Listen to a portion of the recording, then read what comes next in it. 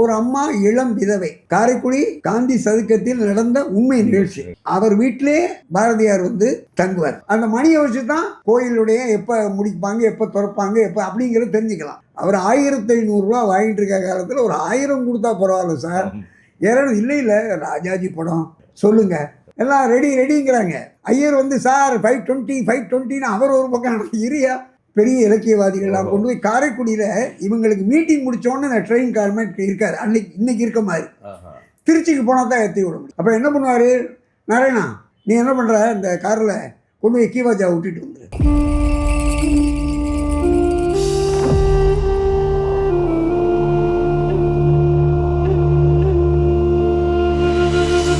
யாருக்குமே நடக்காத ஒரு சம்பவம் சொன்னீங்க. அவர் பூஜைக்கு வந்தது அதெல்லாம் ரொம்ப அபூர்வமான விஷயம். அப்படி கீழே இறங்கி போறாரு. நான் உடனே டைரக்டர் சொல்றேன், சார் அவர் கேட்கறதுக்குள்ள நம்ம கொடுத்துருவோம்ல சார் அப்படின்னு கொடுக்குறாரு. எவ்வளவு சார் 250ங்கிறாரு.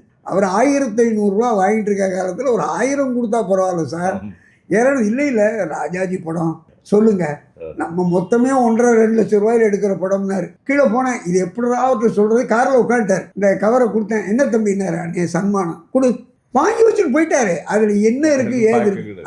அது மாதிரி என் பூஜைக்கு வரோம்னு சொன்னேன். ஐயா இதுல வந்து சிங்கீதம் சீனிவாசராவ். ஆமா, அவருக்கு முதல் படம். அப்ப அவர் பாதி தமிழ் பேசுவாரு, இங்கிலீஷ் பேசுவாரு, ஏதோ அட்ஜஸ்ட் பண்ணி இருப்பாரு. ஆனா சச் ஏ ஜென்டில்மேன். நம்ம ரைட்டிங்ல எந்த விதமான இன்டர்ஃபியரன்ஸும் பண்ண மாட்டாரு. அவருக்கு டவுட் இருந்தா ரூம்ல கூப்பிட்டு, நாராயண் சார் இதுக்கு என்ன sir, what to you mean அப்படின்னு கேட்டுக்குவார். பண்ணவர் பட் எக்ஸலன்ட் டெக்னீஷியன். அவர் இருக்கிற இடமே தெரியாது. பண்ண படம் வந்து அது வியாபாரம் ஆகாம பெரிய பிரச்சனையாகி அப்புறம் Gemini Balan sir take over பண்ணி படத்தை ரிலீஸ் பண்ணி அது அப்புறம் தேசிய விருதெல்லாம் வாங்கிச்சு. அது பெரிய கதை. அப்புறம் நான் வந்து ரைட்டர் ஆகி டைரக்டர் ஆகிட்டேன். ஒரு கண்ணதாசன் போய், அண்ணே நீங்கள் என் பூஜைக்கு வரணும், நீங்கள் பாட்டு எழுதிட்டேன், ஏன் பூஜைக்கு கூப்பிட்ற, நான் பூஜைக்கெல்லாம் வர்றதே இல்லையே. இல்லை எனக்காக வாங்க, நீங்கள் தான் எனக்கு வழிகாட்டினீங்க, நீங்கள் இது வரைக்கும் என் பூஜைக்கு வந்ததில்லை, நீங்கள் வாங்க.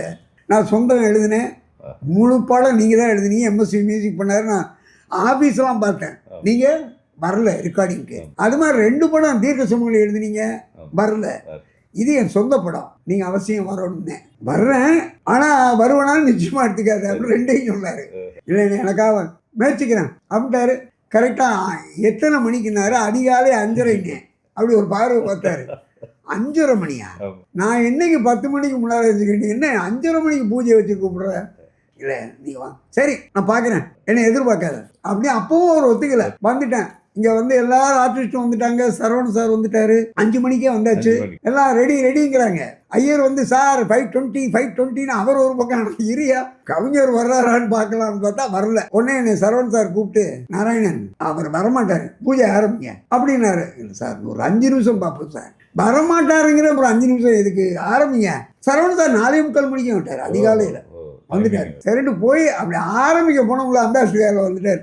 தம்பி நான் உனக்காக வந்துட்டேன் அப்படின்னாரு. எனக்கு மகிழ்ச்சி, கவிஞர் வந்து நம்ம பூஜைக்கு வந்துட்டாரு. எல்லாம் முடிச்சாங்க, எல்லாம் பேசுனாங்க. இப்போ சரவணன் சார் கேட்டாரு, என்ன கவிஞர் எப்படி இவ்வளோ அதிகாலையில் வந்தீங்க, நாங்கள் உங்களை வச்சு 19 படம் பண்ணியிருக்கோம், ஒரு தடவை கூட நீங்கள் வந்து இல்லையே, எப்படி வந்தீங்க? அது காரணம், காரைக்குடியிலேருந்து இந்த கலை தொழிலுக்கு யாராரு வந்தா அப்படின்னு ஒரு லிஸ்ட் பாட்டு மாதிரி சொன்னாரு. உங்க அப்பா வந்தாரா, மானி லேனா வந்தாரா, பஞ்சு வந்தானா, எஸ்பி முத்துரா வந்தானா, அவன் வந்தானா, இவன் வந்தானா, நான் வந்தானா, எங்க அண்ணன் ஏல் சீனிவாஸ் வந்தாரா, பஞ்சு அப்படி ஒண்ணுதான் கேட்கிறாரு. யாராவது மண்ணுக்கு பெருமை சேர்த்தமா, அவன் சேர்த்தான் பாரு. அதுக்காக வந்து காரைக்குடின்னு ஒரு பேரை போட்டான் பாரு. அதுக்காக வந்து என்ன எனக்கு புலகாங்கியமாயி போச்சு. கவிஞர் வாயால் நமக்கு எவ்வளவு பெரிய ஆச்சரியம். குழந்தை மாதிரி சொன்னாரு. அதாவது நம்ம பத்தி இவ்வளவு தூரம் அவர் சொல்ல வேண்டிய அவசியம் அவர் அம்மா அந்தஸ்துல இல்லை. அவர் எங்கேயோ இருக்காரு, ஆனால் சொன்ன காரில் ஏறுறாரு. அப்பவும் ஒரு குறைவான பணம் தான் வச்சிருக்கேன், அவருடைய நிறைவான பணம் இல்ல. உங்க சொந்த படம் வேற. ஆமா, ஒண்ணு சொல்லாம கவரை கொடுத்தேன். அப்போ அது எவ்வளவுன்னு கேட்கல. வரட்டுமா, வெற்றியோட இரு அப்படின்னு போயிட்டாரு. அப்பதான் நினைத்தேன், என்னடா பணத்தை பணமாவே மதிக்கலையேடா. ஏன்னா நான் வேற கவிஞர்களோட எல்லாம் பழகிருக்கேன், பணம் எவ்வளவுன்னு தெரியாம பாட்டு எழுதுனவங்கள பார்த்ததே இல்லை. பட் அவர் அப்படி பண்ணார். இந்த காரைக்குடியில என்ன எனக்கு அதுல பெரிய சந்தோஷம்னா, காரைக்குடியை சுத்தி இந்த கலை உலகம் ஒரு பக்கம் நிறைய இருக்காங்க. இப்ப தேசியமும் தெய்வீகமும் தெய்வீகமும். காரைக்குடி இப்போ குன்றக்குடி மலையில சாதாரண விழாக்கள்ல பார்த்தீங்கன்னா நடக்க முடியாது. அது முருகர் கோயிலுங்களா? முருகன் கோயில், குன்றக்குடி முருகன். என் காரைக்குடிலேருந்து ஒரு 8 கிலோமீட்டர்ல இருக்கு. ஓஹோ.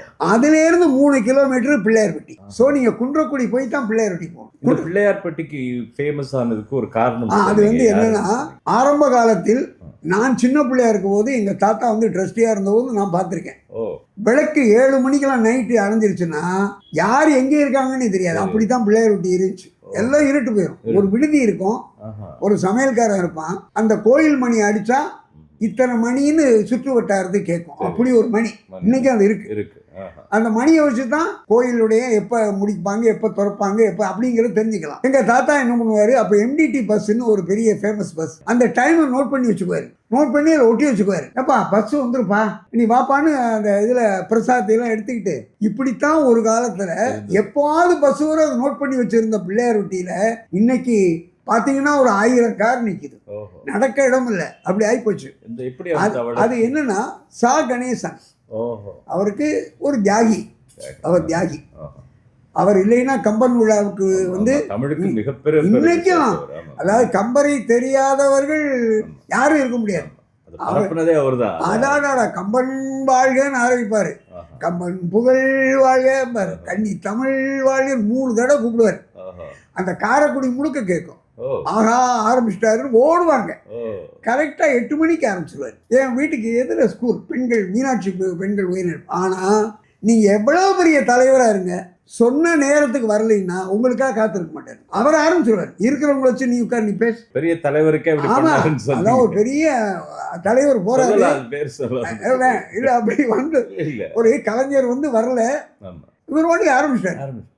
அவர் வந்து சொல்றாரு, நான் கலைஞர் வராமலேயே கம்பனை பற்றி பேசி விட்டீர்களேன்னு அவர் ஜோக் அடிக்கிறாரு. அதுக்கு மேலே ஒரு ஜோக்கு, கம்பனை யாரும் சொல்லுவார்கள் என்று நாங்கள் ஆரம்பித்து விட்டார். முடிஞ்சு வச்சு இப்படி அவங்களுக்குள்ள பரிமாற்றம் பண்ணி அவரை வெயிட் பண்ணி பேச வச்சார். அது என்னங்க அந்த டைம் பர்ஃபெக்ஷன், அது கரெக்ட். அதாவது 8 மணிக்கு ஆரம்பிச்சு 12:30 முடிச்சுவார். யாரு வரலைன்னாலும் அங்கே இருக்கிறவங்களை வச்சு பண்ணிடுவார். அவ்வளவு கூட்டம் இருக்கும். நீங்க அதை பார்த்த அனுபவங்கள்? ஆடி நான் சின்ன பையன், ஆனா அங்க வராத, அதாவது சான்றோர்களே இருக்க முடியாது, இலக்கியவாதிகளே இருக்க முடியாது. அதாவது நான் எனக்கு தெரிய கீவா ஜெகநாதனை, நான் பார்த்தசாரதிய, அந்த மாதிரி ஆசிரியர்களை, பெரிய இலக்கியவாதிகள்லாம் கொண்டு போய் காரைக்குடியில் இவங்களுக்கு மீட்டிங் முடித்தோன்னே நான் ட்ரெயின் கார்மெண்ட் இருக்காது இன்னைக்கு இருக்க மாதிரி. திருச்சிக்கு போனால் தான் ஏற்றி விட முடியும். அப்போ என்ன பண்ணுவார், நாராயணா நீ என்ன பண்ணுற, இந்த காரில் கொண்டு போய் கீவாஜா விட்டுட்டு வந்துரு. அப்புறம் என்ன பண்ணுற, பெட்டியெல்லாம் அங்கேயே கொடுக்கக்கூடாது, உள்ளே கொண்டு போய் ரயிலில் கொடுத்துட்டு வரணும். அதே மாதிரி நான் பார்த்து சார், இதெல்லாம் வந்து எனக்கு அவங்க யாருன்னு தெரியாது, தெரியாது. ஆனால் வந்து ஏதோ நம்ம போக சொல்கிறாருன்னு போவேன். பின்னால் தெரிஞ்சுக்கிட்டேனே தவிர முன்னால் அவங்களை எனக்கு யாரும் தெரியாது. இப்படி எதுலேயும் கரெக்டாக இருப்பார். அதாவது அவர் எலெக்ஷனில் ஜெயிச்சு வந்துட்டார். ஓஹோ, எதுக்கு எலெக்ஷன்? அவர் தமிழ் இதில் தானே அவர் ராஜாஜியுடைய சுதந்திரா கட்சியில் அவர் தான் செக்ரட்டரி. அந்த கட்சிக்கு நின்று ஜெயிச்சுட்டாரு. ஜெயிச்சு என்னன்னா சட்டசபைக்கு எப்பவும் சட்டம் போடுறதில்ல. காரணம், மகாத்மா காந்தியை சுட போறது என்ன சுடுறா அடி சட்டையை கண்ணா. அதுக்கப்புறம் அவர் சட்டையே போடல. அதாவது பிள்ளையார்பட்டி இவ்வளவு தூரம் இன்னைக்கு ஃபேமஸ் ஆயிருக்குன்னா பிள்ளையார்பட்டி தள்ள வரலாறு அவர் எழுதினார். எழுதி மைசூர் மகாராஜாவெல்லாம் கூட்டிட்டு வந்து அந்த பிள்ளையார்பட்டியினுடைய பெருமைக்கு அவர் ஒரு காரணமாக இருந்தார். அந்த காலம் அவர் என்ன பண்ணார், சட்டம் போடாமல் சட்டசபைக்கு வந்தார். எல்லாரும் கேள்வி கேட்டாங்க, என்ன சட்டசபைக்கு வர்றாரு, சட்டை இல்லாமல் வர்றாரு அப்படின்னோடனே அவர் சொல்லிட்டாரு, சட்டை இல்லாமல் வர்றத சாக்கணேஸ்வரர் விரும்பினா இருக்க, இல்லைன்னா போய்கிட்டே இருக்கேன்னாரு. உடனே என்ன சொன்னார், சட்டசபைக்கு சட்டை போடாத சாக்கணேசன் வரட்டும். ஏன் அவர் வர வேண்டாம்ங்கிறீங்க. அந்த மாதிரி தன்னுடைய கொள்கையில எதையும் விட்டு கொடுத்துக்க மாட்டார். ஒரு கம்பன், நம்ம வந்து கம்பராமாயணத்தை இந்தியா முழுக்க கொண்டாடுது. அந்த கம்பராமாயணத்தை அவர் இருந்த காலம் வரைக்கும் நடத்தி கடைசி நாள் கம்பனுடைய சமாதி காரைக்குடியிலேருந்து நாட்டரசன் கோட்டை, அங்கே கண்ணாத்தாள் கோயிலுக்கு பின்னால் அங்கதான் முடிப்பார். கம்பனுடைய சமாதி எங்கே இருக்கோ அங்கே முடிப்பார். ரொம்ப, அதாவது கம்பனை தவிர வேற சிந்தனையே இருக்காது. அந்த 3 நாட்கள் காலையிலேருந்து ராத்திரி வரை அவ்வளவு பெரிய கூட்டம். அங்க வராத அறிஞர்கள், கலைஞர்கள் யாரும் கிடையாது. அப்ப இந்த கம்பன் கழகம் ஆரம்பமே அங்கதான். அங்கதான். அப்புறம் சென்னைக்கு வந்து அதெல்லாம் அதெல்லாம் ரொம்ப அப்புறம் அவரு நீதிபதி இஸ்மாயில் அவங்கெல்லாம் ஏடிஎம்லாம் சேர்ந்து பண்ணதான். அதுக்கப்புறம் அவர் தான் ஆரம்பம். அவர் தான் வந்து இந்த பிள்ளையார்பட்டியினுடைய பெரிய பெருமைக்கு தலைவலர். அது ஒரு காரணம். அவர் அப்படி ஒரு மனிதர். அதுக்கு மேல என் வீட்டுக்கு எதிர தேசியத்தை வளர்த்ததோடு இலக்கியத்தையும் வளர்த்தாங்கிறது சொல்ல வரேன். இந்து மத அபிமான சங்கம் அப்படின்னு ஒரு சங்கம் இன்னைக்கு இருக்கு. அது வந்து தமிழ் கடல் ராயசோ, தமிழ் கடல் ராய சொக்கலிங்கம். ஆனா ஷார்ட்டா எங்க இதுல என்னன்னா, பொதுவா வந்து இப்ப முத்துராமன் வச்சுங்களேன், என்ன மூணா வந்துட்டாங்களான்னு கேட்பாங்க. அந்த முதல் வார்த்தை மட்டும் தான் சொல்லுவாங்க, முழுக்க சொல்ல மாட்டாங்க. ராமநாதன்கிறத ராவணமானா வந்துட்டாங்களா, அது ஷார்ட்டா சொல்லி. அதே மாதிரி வீடுகளுக்கு பூரா பட்ட பேர் இருக்கும். நெல்லிமரத்தார் வீடும்பாங்க, அப்புறம் வந்து வைநாகரம் வீடும்பாங்க. ஸோ ஒவ்வொரு வீட்டுக்கும் ஒரு பட்ட பேர் இருக்கும். அதை சொன்னா ஈஸியா புரிஞ்சிடும். நீங்க போஸ்ட்மேன் அட்ரஸே கொடுக்க வேண்டாம், இந்த பட்ட பேரை சொன்னா கொடுத்துட்டு. அவருக்கு பேரே தமிழ் கடல் ராயசோ. அவரை வந்து அண்ணா வந்து என்ன பண்ணாரு, முதல்ல இங்க அண்ணா நகர்ல தமிழ் மாநாடு நடத்தினார். ஞாபகம் இருக்கா? உலகத்தமிழ் மாநாடு. அங்க அதனால அண்ணா நகர் டெவலப் ஆனிச்சு. அண்ணா நகர் டெவலப் ஆனது இந்த விழாவுக்கு அப்புறம் தான். அண்ணா வந்து என்ன பண்ணாரு, அண்ணா நகரை செலக்ட் பண்ணி அதை வந்து உலகத்தமிழ் மாநாடு நடத்தினார். அந்த உலகத்தமிழ் மாநாட்டை முழுக்க எப்படி ஆர்கனைஸ் பண்ணணும்னு பொறுப்பை இவர்கிட்ட ஒப்படைச்சார். அவர்கிட்ட ஒப்படைச்சு இதை எப்படி பண்றது அப்படிங்கிறது நீங்க தான் டிசைன் பண்ணிக்கணும். ஸோ அந்த அளவுக்கு தமிழ் மேல ஆர்வம் உள்ளவர். அந்த பக்கங்கள்ல இருக்க கோயில்கள்ல பூரா இன்னைக்கு எந்த கோயில்ல போனாலும் திருவாசகம் எழுதப்பட்டிருக்கும். எந்த கோயில்லையும். அதுக்கெல்லாம் காரணம் ராயசோ தான். எல்லா கோயிலையும் எழுத சொல்லுவார், திருவாசகத்தை எழுத சொல்லுவார். ராய சொக்கலிங்கம். அவரை வந்து ராயசோ. அதான் பொதுவாக காரைக்குடி பக்கத்துல செட்டிநாட்டுல பேர் சொல்ல மாட்டாங்க. இப்ப காரைக்குடி நாராயணா ஜென்ரலா இப்ப நமக்கு தெரியுதுல்ல, அங்கெல்லாம் நாவண்ணாம்பாங்க. நான் அந்த முதல் எழுத்தை மட்டும் எடுத்துக்குவாங்க.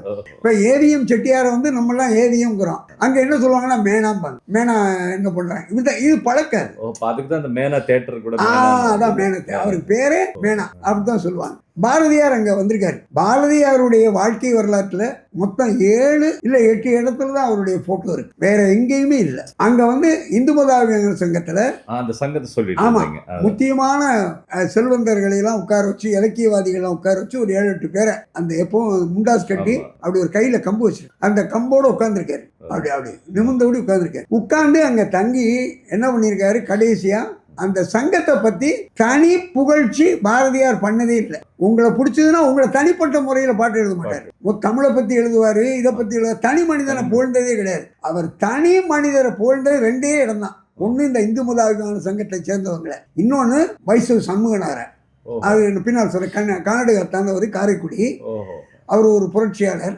அவர் வீட்டிலே பாரதியார் வந்து தங்குவார். தங்குனா அவருக்கு வேண்டிய அத்தனை செலவையும் அவர் பண்ணுவார். தன் மனைவிக்கு பாரதியார் ஒரு கடிதம் எழுதினார், இந்த மாதிரி எனக்கு ஒரு புரவலர் கிடைச்சிட்டாரு வைசு சண்முகன்னு, நீ வந்து பேசாம இங்கேயே குடும்பம் நடத்திடலாம், காரைக்குடிக்கு பக்கத்துல காணதாத்தனுக்கு வந்துருன்னு சொன்னோன்னே அந்த அம்மா நான் வரல, நீங்க வேணா அங்க இருங்கன்னு எழுதினால திருப்பி இவரே கொண்டு போய் கடையத்துல கொண்டு போய் அவரை விட்டுட்டு வந்தார். அதற்கு பிறகு பாரதிதாசன் அவருடைய ஏதாவது தடுமாற்றமான காலத்துல இவரை சந்திச்சு இவர் வீட்டிலே இருந்து இவர் பிரச்சனைகளை எல்லாம் தீர்த்திட்டு இருக்காரு. தேசியத்துல வந்து புரட்சி பண்ணது சோ முருகப்பான்னு ஒருத்தர். ஊழியன்னு ஒரு பத்திரிகை ஆரம்பிச்சாங்க. அதுல வந்து நம்ம புதுமை பித்தன் வந்து வேலை பார்த்தார், எழுத்தாளர் புதுமை பித்தன். அப்ப மகாத்மா காந்தி மேல மிகப்பெரிய வைசு சண்முகன். அந்த காலத்தில் அவரு நூல் நூற்றதை ஏலம் விட்டுருக்காரு காரைக்குடி காந்தி சதுக்கத்துல, இன்னைக்கு இருக்கு. அதுல தான் நூற்ற நூலை ஏலம் விட்டுருக்காரு. யாரு, காந்தி. அதை வாங்கினது வைசு சண்முகனார். எப்ப 1940-37 1000 ரூபாய்க்கு வாங்கிட்டாரு. அதே மாதிரி டொனேஷனா தேசியத்துக்கு உடனே கொடுத்துருவாரு. இவங்கெல்லாம் மீட்டிங் பேசின போது ஒரு அம்மா இளம் விதவை, காரைக்குடி காந்தி சதுக்கத்தில் நடந்த உண்மை நிகழ்ச்சி. இவர் சோ முருகப்பா ரொம்ப புரட்சியாளர், ராயசோவுடைய ரொம்ப நெருக்கமானவர், ஷாக்காவுக்கெல்லாம் நெருக்கமானவர். அவர் மீட்டிங்ல பேசுறாரு, இளம் விதவைகளுக்கு நம்ம வாழ்க்கை கொடுக்க தயங்கக்கூடாது, மகாத்மா காந்தி சொல்லலையா நவகாடி யாத்திரைக்கு ஏற்றுக்கொள்ளுங்கள், அதை ஏதோ ரெஃபர் பண்ணி பேசியிருக்காரு. உடனே ஒரு அம்மா அந்த மேடைக்கு வந்து, நான் ஒரு இளம் விதவை, என்ன உங்களுக்கு கல்யாணம் பண்ணிக்கிறதுக்கு தைரியம் இருக்கான்னு கேட்டார். அந்த நொடியே அந்த அம்மாவை மனைவி ஏற்றிக்கிட்டார். இது சோ முருகப்பாவுடைய வாழ்க்கையில மிகப்பெரிய நிகழ்ச்சி. இது மாதிரி காரைக்குடியை சுத்தி நீங்க தேசியமும் தெய்வீகமும் எவ்வளவு வேணாலும் சொல்லலாம். அதுல வந்து கவிஞர் முடியரசன் ஒருத்தர் இருந்தார். அவர் தான் கண்ணாடி மாளிகைன்னு ஒரு படத்துக்கு கதை வசனம் பாடல். அவர் தான், அவர் ஒரே ஒரு படம் தான் பண்ணாரு. பட் மாணவர்களை ரொம்ப என்கரேஜ் பண்ணுவார். என்னெல்லாம் கூப்பிட்டு நல்லா எழுதுப்பா, நல்லா எழுதுறப்பா அப்படின்னு என்னை எழுத சொல்லுவார். அதே மாதிரி தமிழண்ணல், அவர் பேர் ராம பெரிய கருப்பன், ஆனால் அவருக்கு பேர் தமிழண்ணல் வச்சு தியாகராஜா காலேஜில் ப்ரொஃபஸர் ஆகி அப்புறம் டாக்டர் பட்டம் எடுத்து டாக்டர் தமிழண்ணல் ஆகி அவர்லாம் என்ன பழக்கருப்பையாவையெல்லாம் ஏதாவது எழுதுங்கடா சிந்திங்கடான்னு சொன்னது அவங்க தான். இன்னொரு பெரிய விஷயம் என்னன்னா, தேவனைய பாவாணர் எவ்வளவு பெரிய தமிழ் அறிஞர், அவர் பேர்ல தான் இன்னைக்கு லைப்ரரி. அவர் காரைக்குடிக்கு பழக்கருப்பையா வீட்டுக்கு விருந்தினராக வர்றார். நான் கருப்பையாவெல்லாம் ரொம்ப நண்பர்கள். காரணம் ரொம்ப தூய தமிழில் தான் பேசுவார். அவர்கிட்ட போய் நீங்கள் கலப்பு தமிழ் பேசுனீங்கன்னா பதில் சொல்ல மாட்டார். அது அவரை பற்றி நான் சிரிப்பேன். ஐயா இவன் தீர்க்க சுமங்கலிங்கிற படத்தை எழுதியிருக்காயா அப்படின்னு அவர்கிட்ட அறிவு பண்ணுறாங்க. அவர் கொஞ்சம் காது கேட்காரு. நண்பரா என்ன அப்படின்னு திரும்பி கேட்டார். இல்லை தீர்க்க சுமங்கலின்னு ஒரு படம் எழுதி அவனுக்கு சொல்லுங்கய்யா, வடமொழி சொல்ல வச்சிருக்காங்க தீர்க்க சுமங்கலின்னு. சும்மா இருக்காம அவர்கிட்ட சொல்லணும்னு அவரு ஏன் அதை நீங்கள் கட்டுக்கழுத்தி என்று மாற்றலாமே அப்படின்னாரு. எனக்கு சிரிப்பு. கட்டுக்கழுத்தியா ஐயா, நம்ம சினிமாவத்தை சொல்ல முடியாது சொல்றாரு. தீர்க்க சுமங்கலிங்கிறது வட சொல், அது தமிழ் சொல் இல்லையா? இது கிடையாது. தீர்க்க சுமங்கலி எல்லாமே வட சொல்.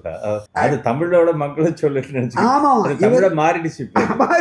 நான் கருப்பையா எடுத்தேன். சும்மா இருக்கோம், அவர்கிட்ட போய் ஏதாவது சொல்லி விட்டு அவர் வாட்டி கட்டி கழிச்சு சும்மா இருக்கலாம் அப்படின்னு சொன்னேன். அப்படி அவரை கொண்டு போய் நாங்கள் காரைக்குடி ரயில்வே ஸ்டேஷன்ல ஏற்றி விடுறோம். ஒரு தமிழ் அறிஞரை ஏற்றி விடலாம். செங்கல்பட்டுக்கு போகணும். சாதாரண மக்கள் போகிற டிக்கெட் எடுங்கிறார். இல்லையா, முதல் வகுப்பு. நான் பயணிக்கிறவன், எனக்கு எதற்கு முதல் வகுப்பு? நான் பயணிகளோடு இருக்கேன். எனக்கு 3ஆம் வகுப்பு. அப்போ 3rd கிளாஸ். சார் ஒரு செங்கல்பட்டு கொடுங்க சார் அப்படின்னு நம்ம கேட்டோம்னா, செங்கிப்பட்டி என்று கேளுங்கள். அந்த ஒரு நாளைக்குள்ள நான் அசந்துட்டேன். என்னடா எதை எடுத்தாலும் தமிழ்ல பேசுறாரு.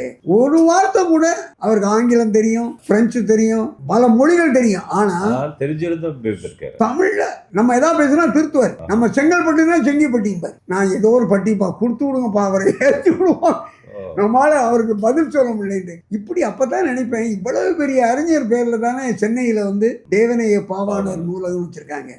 அவருடைய பெருமை நமக்கு அப்ப தெரியல.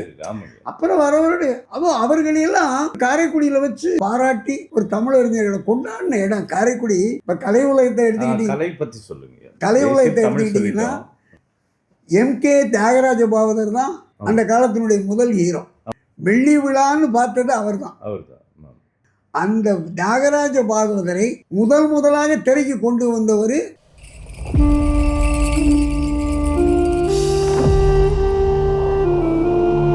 இந்த பி குட் சேனலில் நல்ல விஷயம்ன்றதுனால நீங்கள் எல்லாருக்கும் போய் சேர்ற மாதிரி நல்ல எல்லாருக்கும் ஷேர் பண்ணணும்னு உங்களை பணியும்பா கேட்டுக்கொள்கின்றேன்.